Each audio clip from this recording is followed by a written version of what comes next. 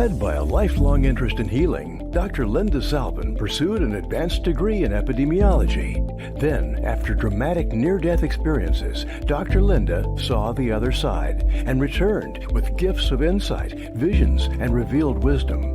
Now those gifts are ongoing, and she's here to share them with you. Get ready to be amazed. It's time for Dr. Linda Salvin's Psychic Solutions podcast with America's original radio psychic, Dr. Linda Salvin, offering up her always fascinating blend of psychic psychology, clairvoyant insights, and expert guests and alternative healing methods. So pull up a chair and get ready for a visit with the one and only Dr. Linda. And now, live from Los Angeles, ladies and gentlemen, Dr. Linda Salvin. Hello, everybody. Welcome back to another episode of Psychic Solutions Podcast. I am Dr. Linda Salvin. I'm a PhD in metaphysics and a former epidemiologist, and I've been doing this show helping you understand life on a metaphysical level for many, many years. I've got a guest today that's going to be fascinating because he's a pilot, and he at one point had what I call the Earth Angel experience, because he's going to explain to you what happened when he was landing a plane one time. There were no lights, but there was some spiritual entities helping him. And you know how I feel about the woo-woo and the things you can't quite explain. This man is CEO of the Talk Media Network, and I met him about a month and a half ago when I was in New York at a conference for the radio industry. So let's bring on Josh Lang. You're going to meet a fascinating person, father of four people. They all know you got daughters, not just boys, right? 3 boys, and I'm a girl dad. Yes. Right. I almost said no girls. How are you? Welcome to the show. I'm glad and thankful you could take some time out of your busy schedule to join us.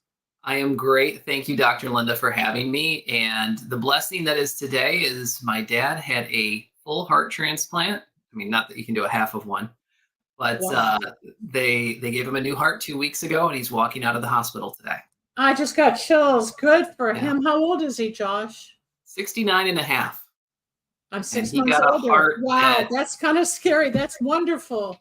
Yeah. They don't take hearts from donors that are 50 and older, so he has a heart that's at least 20 years younger, maybe 30 or 40 than he is. He'll keep ticking away. No, he's got longevity. He's got a lot more. I mean, I remember my father in 1988, he was 58 or 57, had a triple bypass. And back then, technology is much different today. He's turning 95 next month and he's still going. So the fact that your dad got a new heart, the one thing you're going to learn, I don't know about you, but what I learned, when anybody metaphysically has work done on their heart, bypass, transplant, etc., they're opening up the love portal. Okay, so where he might have been a little shut down or a little less communicative or a little less affectionate or a little less expressive, you're going to start seeing changes over the next 3 to 6 months on him. And you'll watch how he's becoming more loving. And it's almost like a new lease on life. Because I said to my dad months when I started realizing it years ago, I said, why didn't you have this when I was a kid? You know, because there were some tough moments. But it changes people, and love, heart, is right in this chakra. Watch what happens, but good for him. 2 weeks into it, he's got the rest of his life. You're not losing him, and he's here to watch your kids grow up and be with you and everybody else in the family. Good for him. Yeah, he has a lot of grandkids to live for. And quick question, Dr. Linda, what have you heard about for people that receive an organ transplant? That I've heard of instances where they might now have a connection to the donor. To the personality. Yeah, they take on the characteristics of the personality. That's true. So I don't know if the heart was male or female owned. That doesn't mean your dad's going to all of a sudden change genders or be attracted to certain things.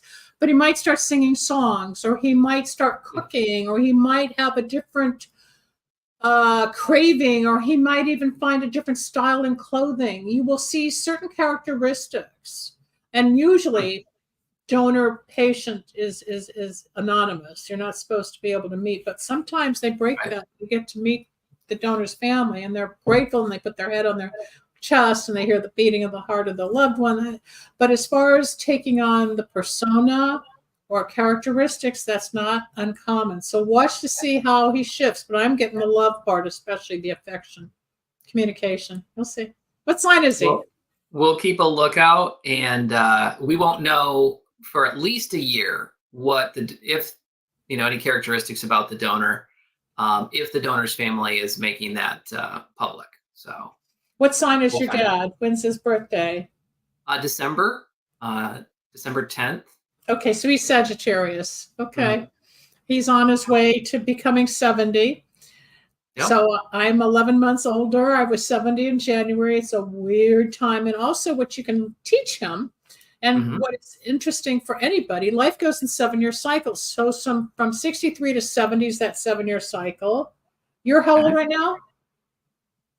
He's 69 and a half. No, how you. old am Yeah, you. I?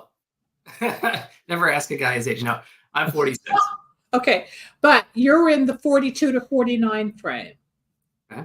So the last few years you were moving into new directions. You also had a new child, and then the next few years you're going to be topping off with all of what you've been building and growing with your companies and with the family and everything. And then you'll hit the 49 to 56 category. Then at 54 you go through Saturn return again, which we go through from 27 to 30. People my age go through it again around 80. So you and your father are almost in similar patterns of these 7-year cycles, and you learn how to read the graphs. So you're going to teach him a few more things. He's going to come to you a little less, not less fatherly, but a little more humbled. You'll see. You'll see. I'd be interested to hear if you guys meet the donor next year. But watch. He's 2 weeks into it. Probably by the 3rd month, it usually kicks in that the rhythm, the music, the food, the cravings, a desire for movies, things that he may not have done or craved will change. Yeah, keep notes, keep a journal. Will do. If he switches from no longer listening to talk radio, watching war movies, and listening to rock and roll, then we'll know something's up. Something's up. Absolutely. Speaking of war movies, and speaking of Air Force, and speaking of war, talk a little bit about your background in the service.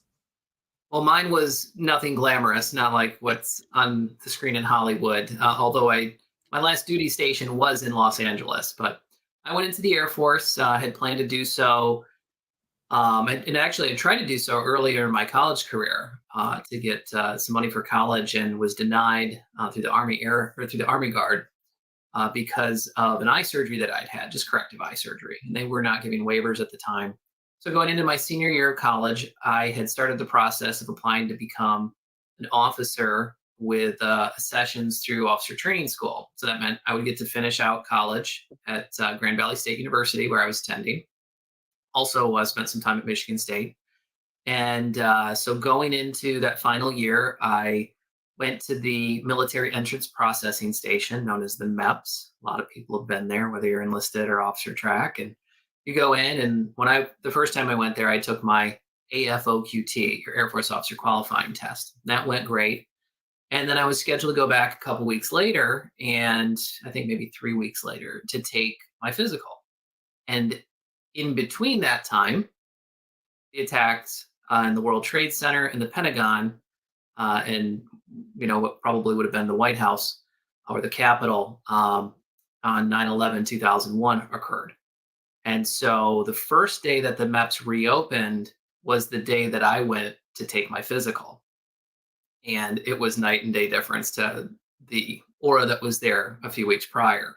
And everybody knew what the job was and what needed to be done going forward from that point. So fortunately, I was accepted. Then I had to go through a medical board to just make sure that my eye surgery didn't present any problems. That cleared. But the med board did delay me a couple OTS classes. So I didn't go right out of college. I got to spend my summer in Grand Rapids.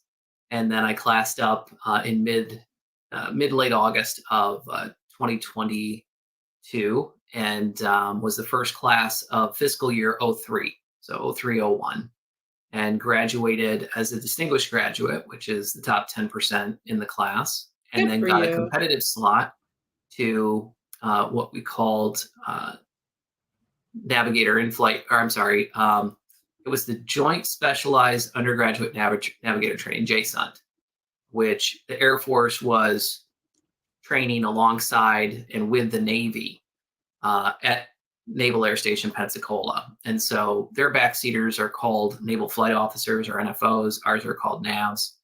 And I would have ended up in either the F-15E Strike Eagle as a WISO, Weapons Systems Officer, or as a bombardier navigator in a B-1, or a small chance of being in a B-52, the buff, as they call it, the big, ugly, fat friend. Yeah, they kind of fly over and they got this belly, and you wonder what they've got in that plane. Well, but they're carrying all the ammunition. They've got a lot of munition. So the same type of roles. Yeah. What did you end up flying? On a bomber mission, but we would have been strike fighter bomber. That was the track that we were in, and had a shoulder injury, and they said, well, you can get out or you can take a reclassification. And I took the reclassification, became an acquisitions officer stationed in Los Angeles. And that's how you ended up out here in Los Angeles. Is that also when you started your radio and broadcasting career out here? Or was that somewhere in Michigan or along the way in conjunction with your training? It's when I continued it. So I had been in the radio business for the last 3 years that I was in college in Grand Rapids. I worked for then Clear Channel. And Phil Tower was my program director and mentor. We're still good friends. I refer to him as my radio dad, and he refers to me as his radio son. And when I left, I fully intended to have a 20-year career in the military. And so he told me, you really could do something in this radio business if that's what you choose to do. I know you're going to the military, but the opportunity arises. And I said, well, thanks. And I just figured that I'd be looking at that in the 2020s as, okay, maybe that's something I do after I serve in the military. But with only having a shorter stint, with not being on flight status and having the service requirements of a flight career, I was working for Clear Channel while I was in my last year of service in LA. And then after I separated, I went back to working for Clear Channel in Grand Rapids. Then segued to working in Baltimore for Hearst and WBAL radio, and then was hired back again by Clear Channel to be a program director of their news talk station in Tucson. Wow. So you've been everywhere. Good for you. Then back to Grand Rapids, and now I'm near the nation's capital now as I run Talk Media Network, and we're 14 and a half years strong. Talk a little bit about the network, because the average person listening is not a radio person. They're not going to understand how affiliates work and how different systems work with different talk show hosts, but I do, and that's who you are. So why don't you talk briefly about that? Then we're going to get into the air, on the air, on the plane, on your trip. Talk Media Network specializes in the packaging and promotion of primarily long-form talk programs. And we syndicate those to radio stations across the country and even across the world now. And then we also help them. Most of the shows are independently owned, and then we help monetize those programs through ad sales and sponsorships. And one of the newer developments here in the last few weeks is that we've starting to expand our relationship with American Forces Network, which used to be known as Armed Forces Radio Network. And they actually plan to add a handful more of our shows here in the very near future, which is just a kind of full circle moment for me, bringing that Air Force history and veteran connection that I have while working in broadcasting, where now I get to take my broadcast products that we work with here at Talk Media Network and be able to share those with service members and their families and contractors. I love that. Everything connects. Everything's serendipity. Yeah. Everything's got its place in the universe, and how it all kind of comes together, synchronicity. You've got a magical touch in everything you've done, even with the ups and downs, the challenges and obstacles and health issues or surgeries or whatever. Look at what you've accomplished, and you're only halfway through your life, maybe. You've done a lot. You've done a lot. I didn't get into radio until I was 40. Look at you. You're already, you're huge. You're out there. Everybody's got a different journey. But you're helping. Broadcasting is a fun business to be in, and no 2 days are the same. So I really enjoy what we're doing. And we try to work with good people, and we build a family atmosphere here at Talk Media Network. So, if you have a quality program and you're looking for a home for that program to help it grow, then that those are the types of folks that we'd be interested in talking Yeah, I with. can read all about that on the website, that it's, excuse me, that it's all family related, that everybody's got a closeness going with your staff and how you create the whole atmosphere. It's not as corporate as it might be, say, with the larger like iHearts and everything. That's, they've got a different format, different structure, different attitude. You make it comfortable. And just like you're presentable, just like when I met you a month and a half ago. Josh is one of those guys who was up to giving a lecture, and he just says, hi, real happy, go lucky, and here we are. But the reason I really wanted Josh on the show is once I started talking to him, not just professionally in radio, but I learned a little bit about a flight he was on one time. And there were no lights, is it? That there was no lights for landing? Talk about what happened, where you were going, and the whole situation that took place as to what I term to be an earth angel helping you be here today. Sure. And I just brushed up, took out my pilot log to make sure that I had the dates accurate. So it was October 20th, 2021.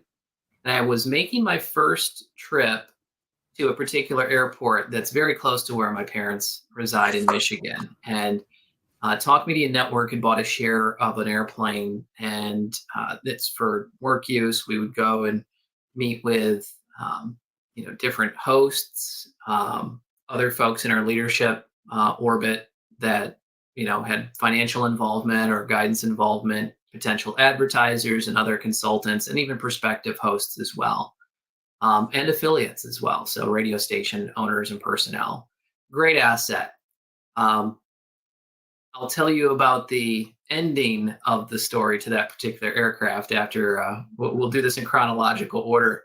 So the day it's all for you for like the next 30 minutes. It's all yours. All right. So October 20th, you get to Friday, shine. And my wife was a passenger in the plane with me. So it's a small Mooney M20J, very fuel efficient, very sleek and fast aircraft for its horsepower, 200 horsepower, but it's very cozy as well. There's no extra room.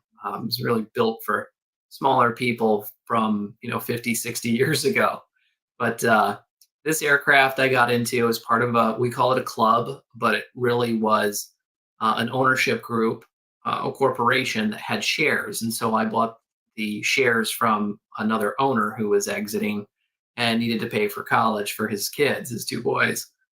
So I was out, tracking kind of through, I think Toledo was one of our stops on the way. And then we went kind of over the Battle Creek area, Kalamazoo. And as we were coming into Grand Rapids and headed towards Riverview Airport, which is designator 08C or Charlie. So that's in Genesee, Michigan, a little bit west of Grand Rapids.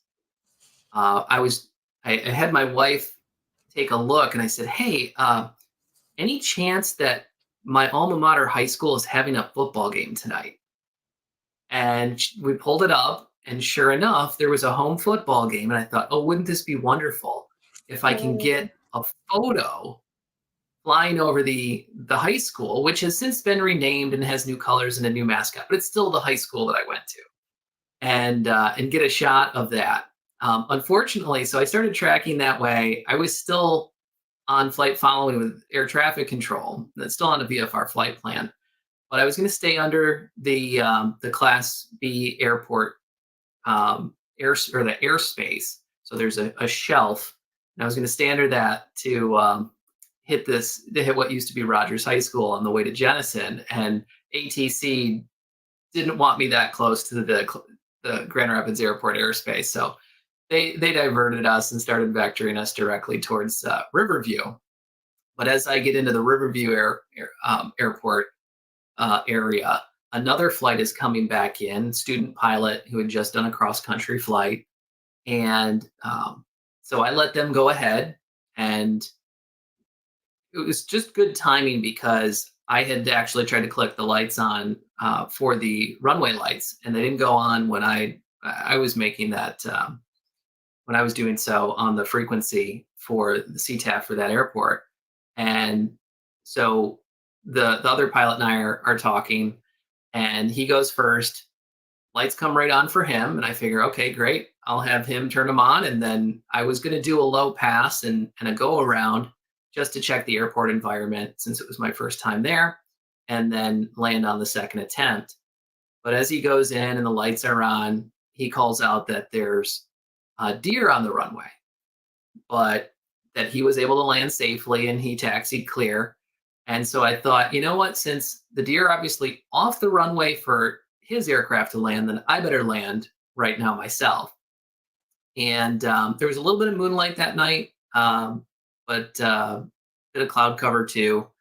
And so, I came in, and you can't, you're on the glide slope, but you couldn't tell exactly what the environment was. And fortunately, I got enough ambient light to see that, oh, well, I could see where the tree line was, put a little more power in to keep my altitude, and then came down. It's a nice 3,900 foot runway, so it's not too short. You don't have to hit it, right at the end in order to be able to stop in time. But knowing that there's deer right nearby, it's my first time landing. The lights were only going to be on for so many more minutes on that particular session there. And so I wanted to get down and just get clear of the runway. And as I'm coming down on approach, off to our right-hand side, and by the way, my wife's sitting here, she's got her headphones on, which are just Bose headphones that are wireless and they connect to her phone. And she's just playing music and, doing her thing. I have my phones plugged into the intercom and on all the comm frequencies. She doesn't hear any of that. So she has no idea there's deer on the runway. She has, and we can't talk to each other either unless one of us takes their headphones off or we kind of do some hand signals. She sees the same thing that I do, but we don't talk about this until after I've turned the engine off. And as I'm coming in and kind of landing in an easterly track, this figure, and it's almost like a glowing figure, starts to track toward the touchdown point of the runway. And it's coming across this kind of like black expanse. I thought it was a person or maybe a deer at first. And quickly you can tell, okay, it's not a deer, and it looks like a person. And they maybe came out from some buildings over this way, and then they stop at the end of the runway. And we touch down, and shortly after we touch down, my wife and I both see that there's a deer not even 10 foot off our left wing. And we roll out and we turn off onto the taxiway. And it was just prior to touchdown that the figure was just gone. And so I thought the only thing that made sense to me at first was that it was my dad who was running towards the end of the runway, maybe to meet us. I don't know, because they were supposed to pick us up, but they were going to wait in the car or in the parking area. I'm just like, okay, that was really odd. And why would the person be almost glowing, like where they have to be radiated or something out of Ghostbusters for that to happen? So there's not a whole lot of light green? in the area. Did it have a color? Did it have a color? Was it clear? Was it white, green? It was a whitish. It was definitely more of a white hue than anything. Yeah. Yep. Earth Angel, go on. And then, managed to get the plane parked, turned off and everything. And I look at my wife and I say, did you see what I saw? And she goes, what did you see? And I said, did you see that person that was running towards the runway? And she goes, yeah, I saw that too. And, lo and behold, my dad wasn't there. He hadn't even showed up yet. And when I pulled up the maps to know what was in that area, as far as the ground and the terrain and everything, there's a small house that is like a trailhead. It says it's the start of a trailhead on the map, but then it varies from land to water to back to land. And there's no way a person or anything that wasn't floating above the ground could have made it across those different types of terrain smoothly and quickly. And so my parents thought that, oh, well, you had an angel helping you land. And I don't know who it was. They thought maybe it was my mom's dad, who was my hero and is a World War II veteran. He was a mechanic and bomber repair mechanic. He did metal work and spent his whole life working on planes and flying planes. Survived a crash himself, actually, in a Cessna that went through a lake in the frozen winter up in Michigan, a little bit north of where we lived. And the story goes that the pilot in that particular aircraft, my grandfather was the co-pilot, he got knocked out when the plane crashed. They declared an emergency, and so they knew that they'd lost an engine, and they decided to put down in this lake. And there's pictures my family has that I've seen. The plane went down nose first into the water, and the pilot got knocked out. I believe my grandfather was knocked out for a very short period of time because he came to.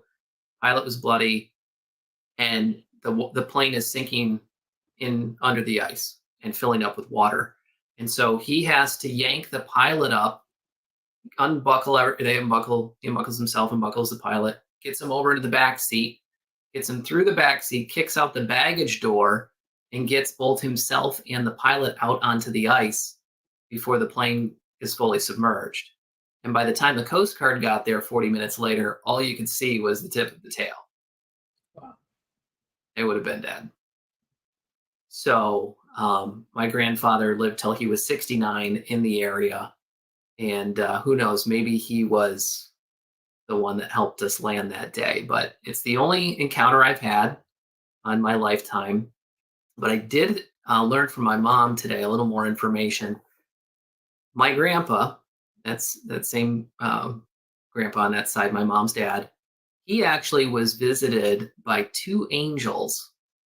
Well, my mom's mom was in the hospital dying of cancer.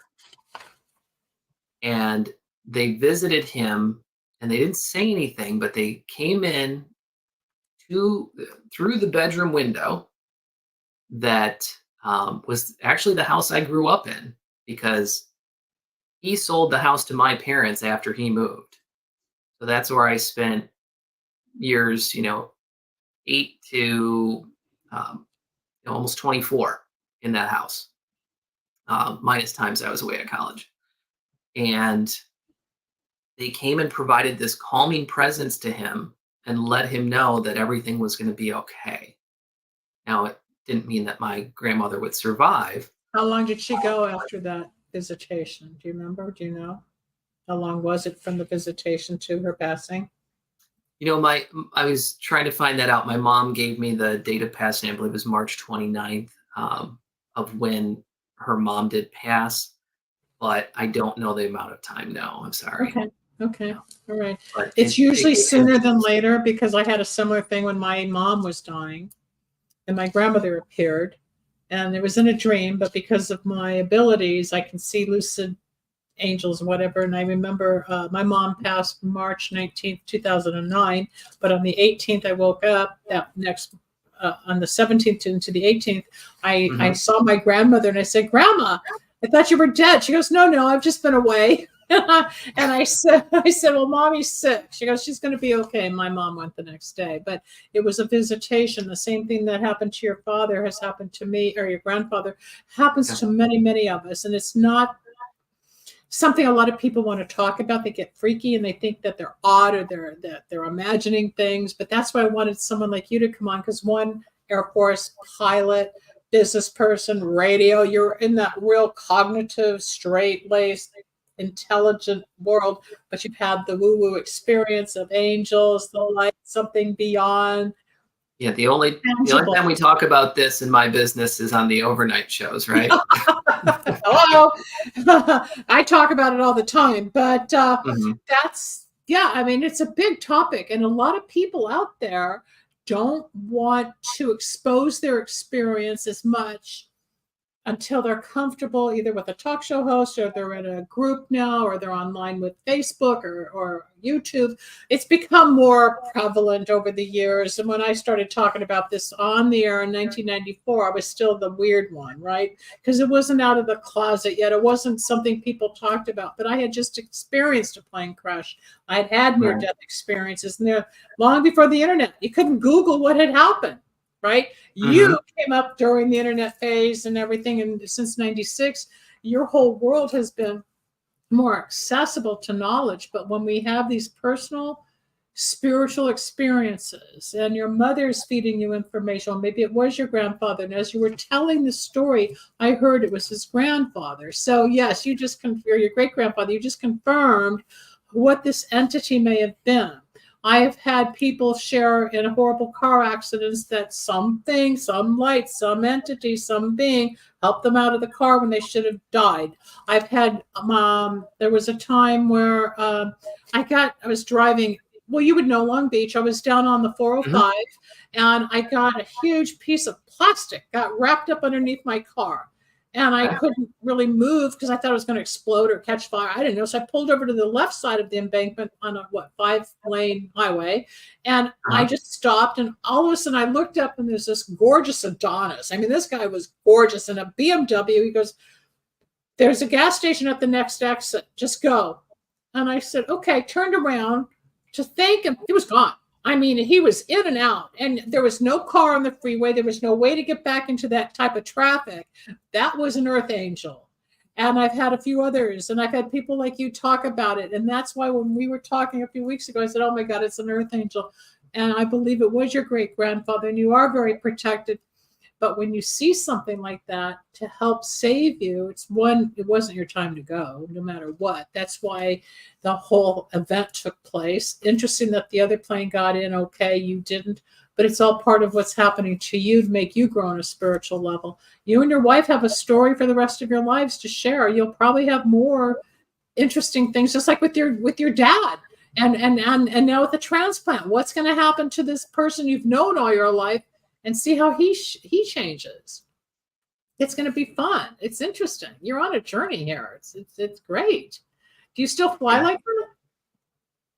I'm sorry, say the last. Do you still fly? Do you still get up and fly? I do, and this is thanks for asking the end of the story, the other half of the story regarding that particular aircraft that Talk Media Network owned, was that about a year and a half ago, it was Thanksgiving weekend 2022, that the Sunday, that Sunday after Thanksgiving, I was just unpacking. We had just gotten back from seeing family in New Jersey, and my phone rings. And one of the previous owners of the plane, two of the other shareholders, or club members as we call them, had just sold their shares to other members, and those other members weren't even checked out in the plane yet, meaning they couldn't fly solo for cross country. They're still trying to get their landings in and just know that they could transition to and handle that aircraft appropriately, that they were familiar enough with it. So one of them had been scheduled to take the plane out that day, but the weather was not great. And so I get a call from Dan, and Dan says, "Where are you?" Said, "I'm in my driveway." So, "What are you doing?" "Getting bags out of my car." And he's like, "So you didn't take One Romeo Fox out today?" And I said, "No." And those are the last three characters in our tail letters there, our end number. And so it's November 201 Romeo Foxtrot, are the letters 201 RF. And he said, "Well, if you didn't take it out today, who did?" I said, I don't know. "Why are you asking?" And he's like, "Well, somebody told me that the plane is caught up in some wires," which is very odd. I've never heard anybody say that before, because planes don't usually get caught in the wires. They usually hit the wires and then go straight into the ground. And so what happened was I log into the calendar and realized that our longest serving member of the club and the president of the club had taken the plane out that day. He'd actually switched the reservation with one of the new members because he wanted to go see his mother in upstate New York in White Plains. And so he took his girlfriend with him. And the weather was okay. It was moderate weather, but still. But the origin point was Michigan? No, the origin point was Gaithersburg, Maryland. So Montgomery Oh, County oh, Airport, okay. KGAI, Okay. and he flew to White Plains. And this plane in the story is now known internationally. It's quite possibly the most famous Mooney aircraft in the last couple of years. On the way back, and even though he's an instrument-rated pilot, the conditions at the airport at Gaithersburg were not at or above minimums to land, even in instrument conditions. And so he ended up about, I believe, 2.25 miles before a touchdown point on the runway. He came in and he was only about 100 feet off the ground. And he was about a 1/4 mile left of course. And he flew that airplane directly into an electrical wire support tower. Head on, like just prop first right into it, and it stuck there. And it turns out, now everybody was worried that at any moment the plane was going to erupt into a fireball because It exploded. the wires are active and they're high voltage gasoline wires. and everything. Yeah. Yep, all the fuel in the tanks, exactly.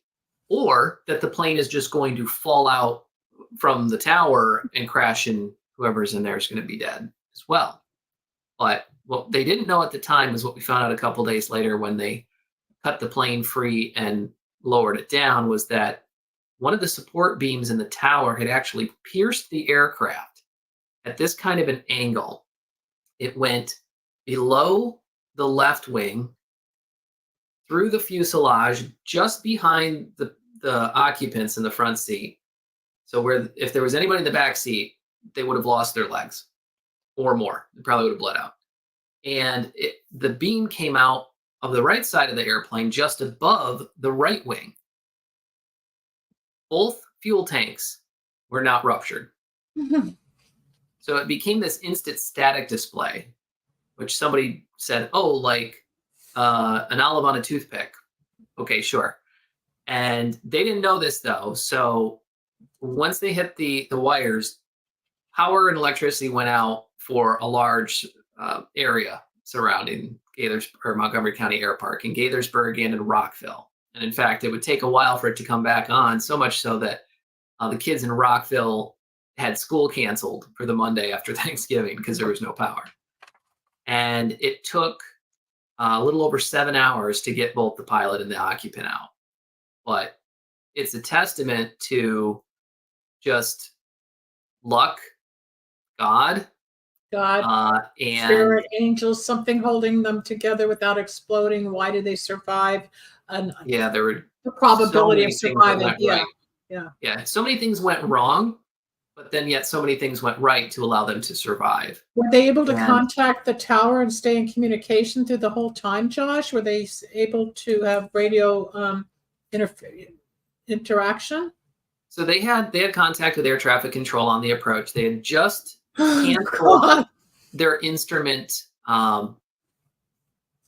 your instrument flight plan. So they said, we have the field in sight, and they were going to land VFR at that point. But within 10 seconds after they canceled, they hit the tower. And really what was happening was he was scud running, meaning trying to get under the clouds, even though the clouds were below minimums, and trying to make it back to the home airport, even though it would be defined as illegal. The planes that had tried to approach Gaithersburg just prior had diverted, which was the right thing to do, to a nearby airport, Frederick, where they could land safely. And the minimums there were that you could land instrument and not have the risks presented that were happening at Gaithersburg. So I know from people that were at the field that day that one of them actually was working for the airport or the service company at the airport that refuels planes, but he's also a volunteer firefighter for the volunteer firefighter unit or department that was called in for the rescue. And as soon as he was standing outside and they were listening to the radio traffic, they knew somebody was out there coming in, and then all of a sudden everything went dark. And he said, I knew exactly what had happened. And it was within minutes that I believe it was via cell phone communication that from that point on, after the crash, that the pilot was able to communicate with 911 and with the Laytonsville Volunteer Fire Department and rescuers on what to do, what to do and what not to do, because he thought he was going to kick out the windscreen and climb down the tower. And they said, no, don't do anything until we turn these lines off, power lines. And they had to get permission from the federal government to do it, because in our area, there are a number of federal facilities that rely on that power. So that had to go through Oh those my approvals. gosh, it's so anxiety ridden just to hear this Yeah. whole story. If I wanted to look it up online, is there like a title that talks about this particular incident that I could Google? Yeah, if Or you find it? type the tail number in, so N201RF, I'll find it. type that in, you'll see the videos, the reports. Washington Post had a great article. We then learned that the pilot had been in an accident 30 years prior in Utah, Wow. flew through some trees into the side of a mountain, lived to tell about it, and we And never here he knew is about it. again. Yeah. I have a So- few friends I grew up with. The one flew for FedEx all around the world for 30 years, freight. And I have others that have been stewardesses and pilots. And me, I don't know if you know the whole story about the plane crash I was in 1981, but I had a premonition. That's when I became psychic. I wasn't psychic We prior talked to. a little bit Yeah. about it. That Yeah. was at John Wayne Airport. No, that's correct? where we crashed, right? But Okay. when we started at San Jose Airport. I was up in Right. San Jose working with my partner at the time when I was an environmental health specialist, and we were sitting, in the coffee shop, and the plane sitting right there waiting to be loaded up with the passengers. And I looked, I said, doesn't it look like it could crack there? Now you just mentioned the fuelage and the exhaust settlement and with the two fuel pumps. Well, I had a vision looking at the plane out the window saying, doesn't it look like it could crack there? My partner thought it was a long day and I was imagining things. Well, Mhm. 90 minutes later, when we crashed, the engine fell off, the landing gear was stripped, and the plane cracked in half exactly where I had that vision. Beyond the Wow. yeah. And of course, I was out. Took 6 years to really start to recuperate from it. I still have PTSD today. It doesn't go away. But the shock of the incident, we were given 90 seconds to get off the plane before it would explode. So the stewardess ran down everybody off before it blows. And my partner at the time, Leo, kicked open the door because, the pressure closes in. And we had very little time. And it's one thing to prepare for it. It's another to go through it. And I've talked to stewardesses and I've talked to pilots. And it's one thing to think you understand, but it's a different situation to really feel what happens in an accident like that. So the spiritual stuff happened. I was 40 feet out of my body 50 feet out of my body for about 4 months. And that's where all the psychic stuff came in. Same thing with you with the visitation. Right. Because I'm into metaphysics and the spiritual, the reason I wanted you here, you and your wife did not imagine seeing an entity or an angel or something to rescue you, save you, and get you landed on the runway properly and safely, any more than the plane crash you just explained about being caught up in the wires in the tower. Something was there to guide all of these. Your grandfather was a different situation with the plane crashing, but he still survived it for a while, right? So, or did he, but he went through that. And when we're in planes, I can imagine, my dad flew Cessnas when I was a child, and we had a situation where the engine stalled in the air, and he went through that cigar thing and got us down. Just kind of like, with you, there was another plane going in for a landing before us, just like you had somebody right before you. So it was kind of crowded with two planes up there. It was a Cessna, I don't know which one, but we go through these fun experiences. You're flying like a bird. You're watching you're looking for your high school down below, you're out in the universe, but there's still a danger and there's a risk. Okay. But that's still man versus spirit. You're totally protected. I'm still protected, even though I panic every time I get on a plane. I can't help it. I don't have total faith, but I know it's not going to happen again. It's something I've lived through and something you've lived through to share with other people. If you were to be given a sketchboard and a pen, could you create what that image of that entity was? Could you define what looked like a man but wasn't a man, that was lit up, that wasn't quite electronic? Do you think you could visually create it? Yeah, absolutely. Yeah, I haven't seen it since. No, you never will again. I don't.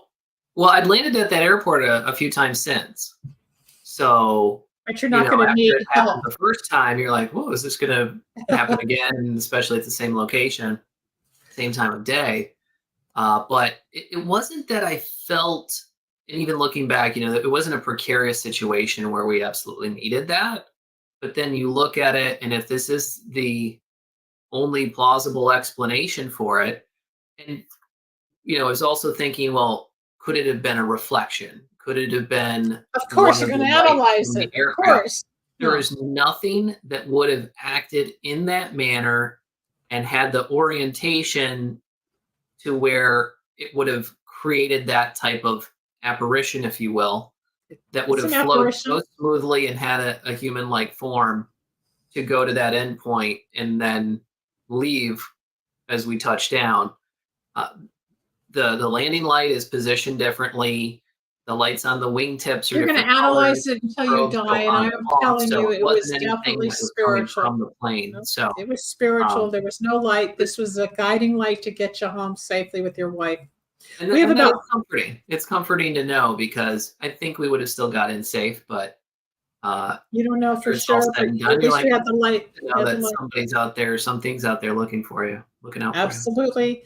Is it odd or is it God? The spiritual world is bigger than we ever think, and we can't touch it. We can't see it. It's not tangible. It's like you have a blue shirt on. You've got an eagle on a flag behind you. You can touch it. You've got a photograph of a plane behind you. We can see and touch. But when it comes to angels, just like with your grandfather, when your grandmother was dying of cancer, what was this visitation? There's real things out there, and the metaphysics of it all, the synchronicity of it all is what makes this whole world work. And, we're out of time. We're at about 3 minutes here. You have a story that will continue, and you will always be able to share that other side of life, since we're all mental, physical, emotional, and spiritual beings that make us whole. You have encountered the spiritual world. Yeah, you're protected. And I think your grandfather is still around you and your family today, hovering around. And did he smoke a cigar or cigarettes or something? Was he a smoker? Do you know? Because I don't know, pipe, cigarettes. There's somebody around you that smokes. My dad, who just had the heart transplant, had smoked it's not his energy. This is 5.5 years ago. But it's not your dad's energy. This is somebody on the other side that's protective, that also smoked, because I can see it. But your family. Oh, you know who that is? No, tell me. That's my great grandfather. Okay. So, well, you got my grandpa, who I told you about. His dad smoked a pipe and lived to the ripe age of 95. Well, you've got all of these entities surrounding you. We're at the end of the show. I'm going to thank Josh Lang for giving us an amazing story of earth angels. And yes, your great grandfather is around. I can smell it. I can see it. I can hear it. You've got so much protection. All you have to do is go to sleep at night, stare at the sun, go, thanks, guys. And I'm going to thank you. I'll see you backstage. I'm going to close the show now. This is Dr. Linda Salvin. I'm a psychic healer and a medium, and I am the host of Psychic Solutions podcast. This has been great. Metaphysics. How would you ever guess that a pilot would need help landing if there was no light? An angel popped up. Earth angels. You want to talk about your earth angels with me? Contact me off the air when you see my information. I'll be back again soon. Take care. Bye-bye. Thanks for joining us. We hope you enjoyed Dr. Linda Salvin's Psychic Solutions podcast. You can reach Dr. Linda at 888-509-1077 or at lindasalvin.com. Need a breakthrough of your own? Ready for answers or insights nobody else has? Reserve your own one-on-one in-person chat. Dr. Linda isn't just for other people. Dr. Linda gets results for you. And it's easy. Contact details are on screen now. Just click on lindasalvin.com or call toll-free 888-509-1077. That's lindasalvin.com or toll-free at 888-509-1077.